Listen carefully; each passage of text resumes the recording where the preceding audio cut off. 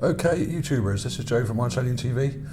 Back on Mars, back in Gale Crater again. Now we're going right back now to Sol 530. Now this is going back a good couple of years to the first, the first year that the Mars rover was on Mars in Gale Crater.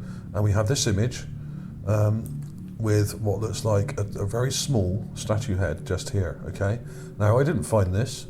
Somebody on Mars Moon Space Photo Zoom Club actually posted this, and I thought, wow, that is very near some of the statues that I found. So I thought I would do a quick video on it. So full credit here to Barrie Parsons from the Zoom Club for pointing this out, and other people have, I think, were quite interested in it as well at the time. And it may look small and insignificant, but the thing is with Mars, you have lots and lots of small things, and some things are a lot bigger, of course. This is quite small. Now, I estimate this only to be a few inches tall, okay? But what really interested me about this is not just the statue head itself, which is rather cool, but its location, and it's right near the Dingo Gap. Now, this line of sand you can see here is the famous piece of what looks like fake sand at the Dingo Gap area, and let me show you it in here. I've got some clips in here. We got the images up here.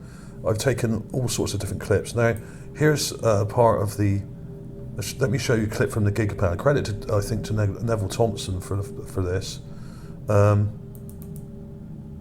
I've drawn a little diagram. Well, not a diagram. I put a little pointer in to show you where to look on the Gigapad. So if you go to the Gigapad by NevT and just type in MSL 530, okay, and you will get this image, and you can see this ridgeline here where this fake looking sand is.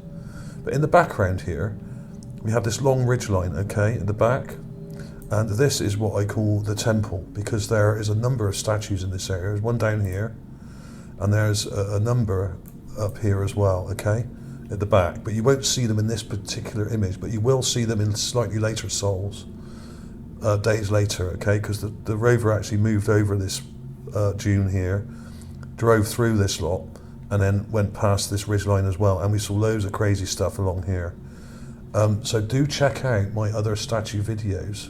I will have a link at the end of the of this video, so you can click and check out my other statue heads, because some of them are literally only meters away from this one. This one's here.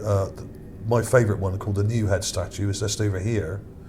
So it's about, I don't know, 20, 30 feet, possibly 40 feet. Not that far away anyway, okay? So this whole area is interesting and full of anomalies. Well worth looking at. So credit to NLT for the Gigapads, as usual, brilliant job. Let's have a quick look at these clips. I won't take too long.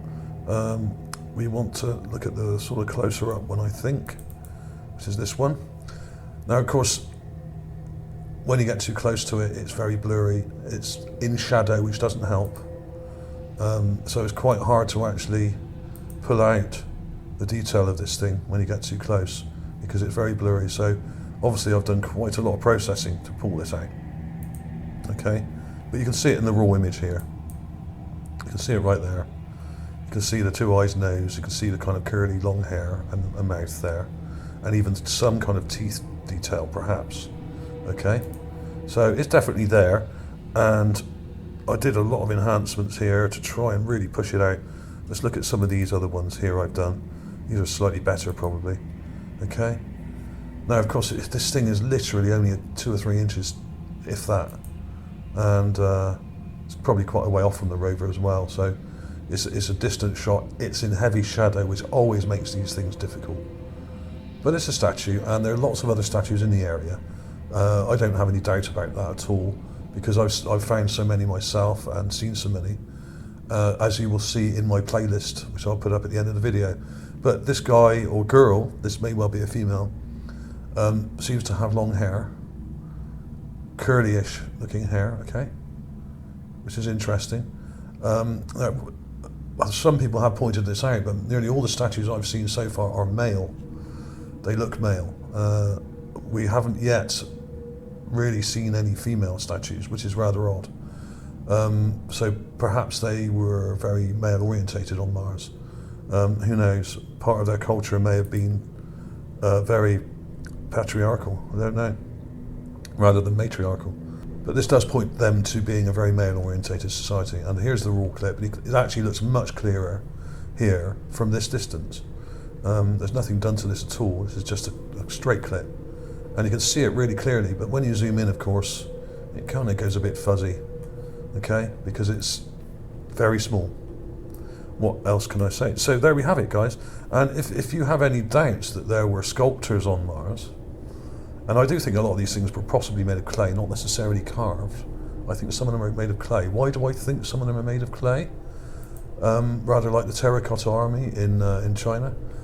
Because of this thing. And I'll quickly show you this. It's called the Mars Alien Sculptors Tool, okay? I found this a while back now. In fact, this is going back to April of this year, 2016, and we have this thing. Let's make it a bit smaller. It looks actually slightly clearer, like a lot of these things, if you don't get in really close to it, okay? There we have it. Now, this is what is called a palette knife. I have many of these. In fact, if you watch this video, it shows you, I even show you pictures of the ones I've got here in my office. And I use them for sculpting clay and also for painting with oil paints. When you do impasto style, which is very thick layers of paint, you can use this to sculpt it, okay? So there were artists on Mars, there were sculptors on Mars, they were carving and they were using similar tools to what I have here, okay? To shape the clay and mould it into figures that look human or Martian, or whatever you want to call them. There's also another weird thing that's like part of a tool here as well, okay? So they had sculptors' tools, so there were sculptors, there were artists on Mars. And this is another example of a statue head on Mars. So I will show you all the clips coming up in about 1 minute. Thank you for watching, everybody. Answers on a postcard as usual. Do you think this is a female or a male statue? Let's have a real quick butcher's at it one more time here. That's one of the better enhancements, where I've really pushed the brightness out. And you can see the curly hair, which looks kind of long, coming down here. Not a great deal of detail around the eyes and mouth and nose, but just enough to actually see it, okay? That's about as good as it gets with this one. Always the way when things were in shadow. If this was in the sun and there was a nice bit of shadow coming from on one side and the light coming from one side, then we'd be seeing it a lot more clearly, but unfortunately not in this image, okay? So there we go. Thanks for watching, everybody. Answers on the postcard, male or female. See you soon.